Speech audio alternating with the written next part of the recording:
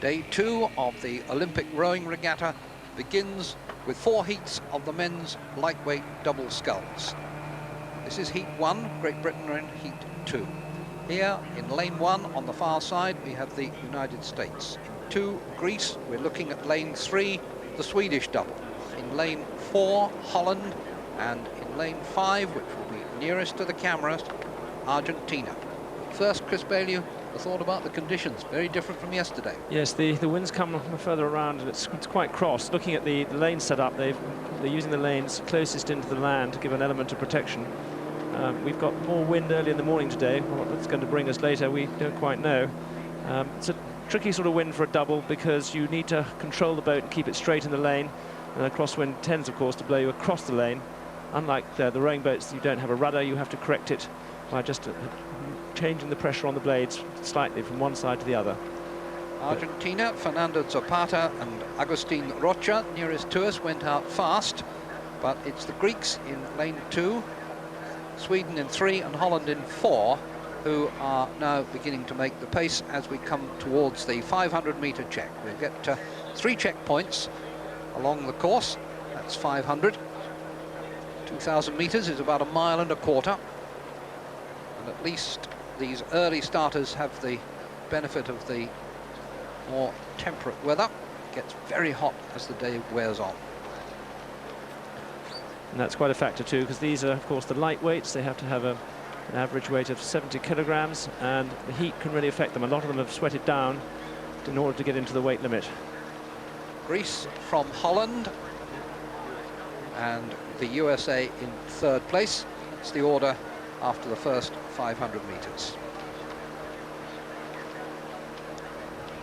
Now, usually there's a certain amount of jockeying for place here because there's only one to go through. Everyone has a second chance to make their way to the semi-finals, but particularly again with the lightweight issue, sitting down, keeping their weight as close to the minimum level as possible. The fewer races they have to do, frankly, the better. It means in the days in between they can afford to rest and increase their weight of fraction before coming down to the semi-finals. Repechage for this event will be in 2 days' time.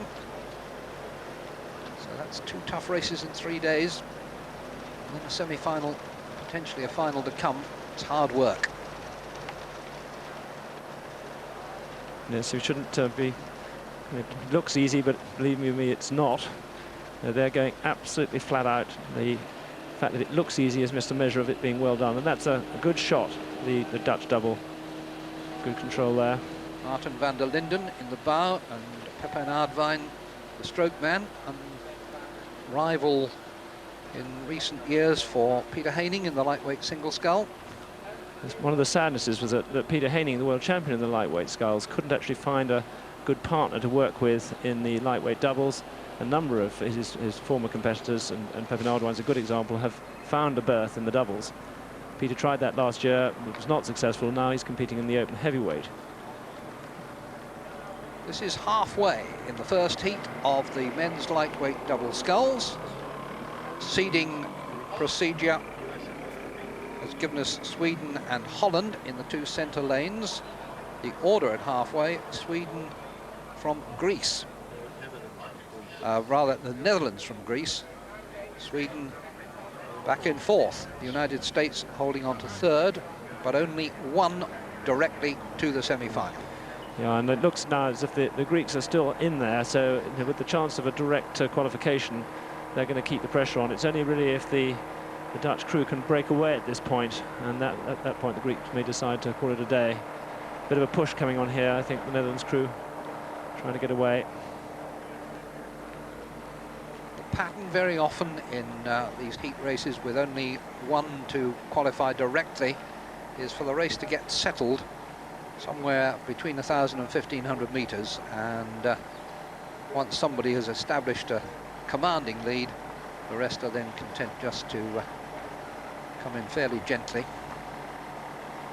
So the Argentines, Fernando Zapata and Agustin Rocha, youngsters, 22 and 25 respectively, the reigning South American champions. 6th in the world last year.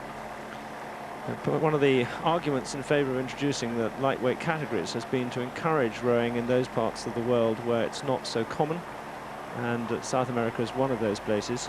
It's been a controversial decision. not least because the standard of the top lightweights is comparable in many ways to the top heavyweights. In fact, 2 former Australian lightweights won the open event in '92 at the Barcelona Olympics. That's 1,500 metres, the last 500 coming up, and the pattern of the race beginning to take shape.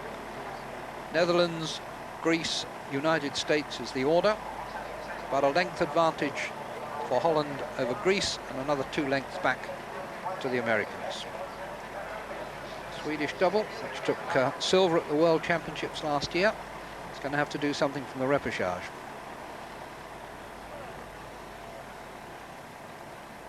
Confirmation of the last intermediate checkpoint.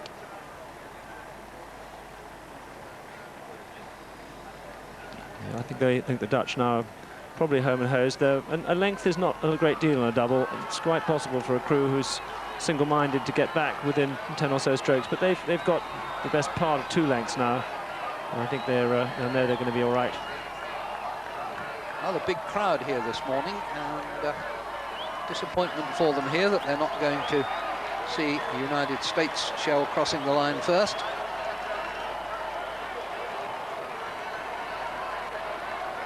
Capacity of about 15,000 spectators here, and it was very full for the first day, which of course was a Sunday, today a working day.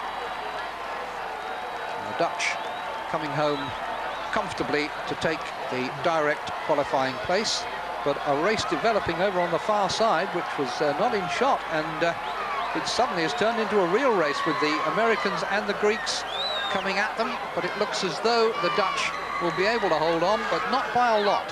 Holland, with the Americans making a real effort, but Holland have done it. The Americans are second, the Greeks third, and it was a very good finish in the end.